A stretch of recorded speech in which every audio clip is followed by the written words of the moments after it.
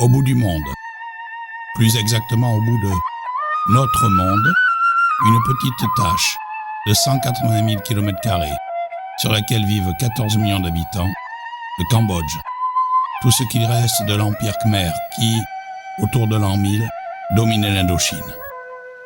Les descendants les plus authentiques de cette civilisation se trouvent dans les Mondolkiri, qui vont être la première clé pour nous ouvrir les portes du royaume. Il ne se passe rien dans les Mondolkiri. Il ne s'y passera probablement jamais plus rien. Trop isolés, trop à l'écart. Ces collines sont pourtant le territoire de tous ces peuples oubliés du temps. 20 000 individus qui en constituent les dernières tribus. Krink, Jarai, Radé, mais surtout les mystérieux Pnon.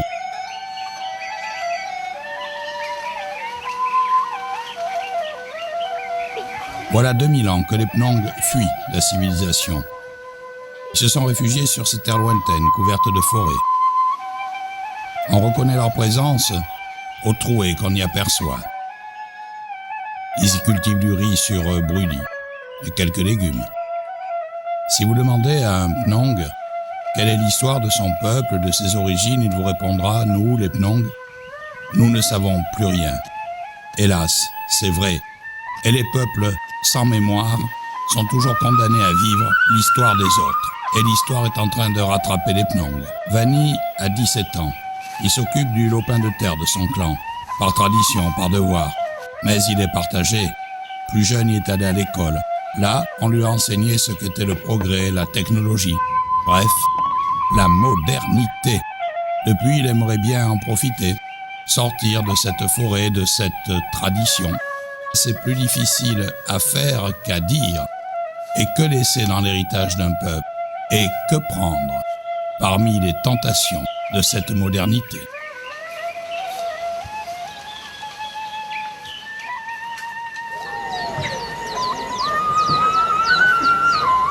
Les Pnong croient toujours au talisman. Ils communiquent avec les esprits, se soignent avec les plantes. Apparemment, ce n'est pas une réussite pour les Kari.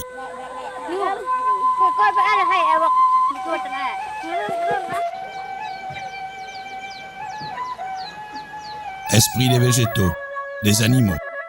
Toutes ces croyances sont très belles, mais elles sont comme cette arbalète et ces flèches de bois. Dans cette course au progrès, elles sont obsolètes.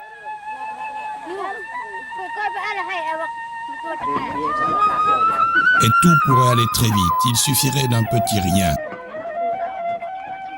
Au village, par exemple, les habitants ont bricolé une petite centrale hydroélectrique.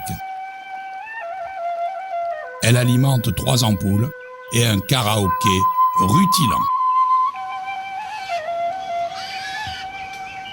La présence de ce karaoké dans ces montagnes prouve que les rêves ont changé. Et lorsque les rêves changent, c'est toute la vie qui change.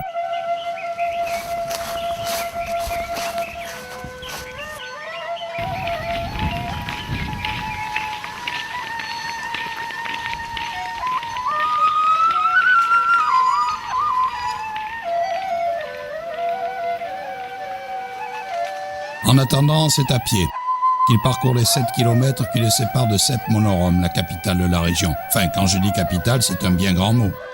Juste un gros village de 7000 habitants, en grande majorité des Khmers. Et c'est à ce marché poisseux que les Pnong viennent vendre quelques légumes. Les Khmers n'ont aucune estime pour les Pnong. Pour eux, ce sont des arriérés, sans plus. Et comme les Pnong ne connaissent pas très bien la valeur de l'argent, c'est pour rien qu'on leur achète leurs beaux légumes. Il lui faudra en vendre des tonnes de légumes à Vani pour s'offrir la moto de ses rêves. Alors, on peut comprendre le réflexe des Pnong. Ils ont oublié leur histoire. Ils sortent de leur tradition.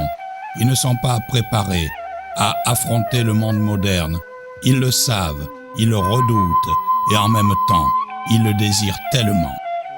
Oui, un peuple est arrivé à la croisée des chemins. Que laisser et que prendre ?